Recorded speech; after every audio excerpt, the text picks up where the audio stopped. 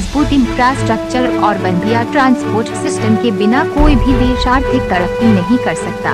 कहा जाता है कि आर्थिक तरक्की के कारण अमेरिका की सड़कें नहीं बल्कि सड़कों की वजह से अमेरिका का आर्थिक विकास हुआ। चीन का भी लगभग यही हाल है। अमेरिका के बाद चीन में ही बड़ा रोड नेटवर्क है। इस बात को पूर्व प्रधानमंत्री अटल बिहारी वाजपेयी ने बहुत पहले ही जान लिया था।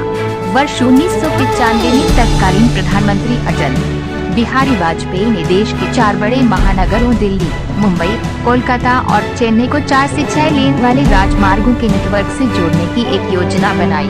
मैप पर देखे जाने पर ये राजमार्ग चतुर्भुजाकार का दिखता है और शायद इसी कारण इसे स्वर्णिम चतुर्भुज कहा गया। वर्ष 1999 में योजना बनकर पूरी और वर्ष 2001 में आधिकारिक रूप से इसके निर्माण कार्य की शुरुआत की गई और वर्ष 2012 में जाकर यह परियोजना पूर्ण हुई। स्वर्णिम चतुर्भुज योजना के तहत बने इस राष्ट्रीय राजमार्ग की कुल लंबाई 5846 किलोमीटर है और इसके निर्माण में लगभग 6 खरब रुपए का खर्च आया।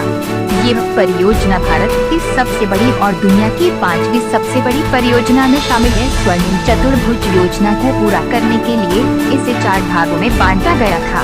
भाग 1 में दिल्ली से कोलकाता को जोड़ता है, जिसकी कुल लंबाई 1454 किलोमीटर है।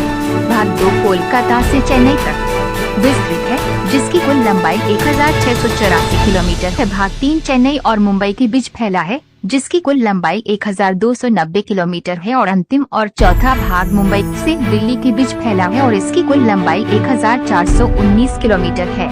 स्वर्णिम चतुर्भुज राजमार्ग देश के लगभग 13 राज्यों के मध्य से होकर गुजरता है। ये राष्ट्रीय राजमार्ग दिल्ली, महाराष्ट्र, पश्चिम बंगाल, तमिलनाडु, उत्तर प्रदेश, राजस्थान, गुजरात, कर्नाटक, उड़ीसा और आंध्र प्रदेश राज्यों से होकर जाता है। स्वर्णिम चतुर्भुज राजमार्गों के अंतर्गत आने वाले प्रमुख शहर स्वर्णिम चतुर्भुज भारत के मुख्य शहरों के बीच परिवहन का एक बेहद ही महत्वपूर्ण रोल अदा करता है। इस राष्ट्रीय राजमार्ग में देश के प्रमुख 4 शहरों दिल्ली, मुंबई, कोलकाता और चेन्नई के अलावा भी कई प्रमुख बंदरगाहों और शहरों को जोड़ता है, जैसे भुवनेश्वर, जयपुर, कानपुर, पुरी, सूरत, गुंटूर, विजयवाड़ा, विशाखापत्तनम, अहमदाबाद और बेंगलुरु इत्यादि।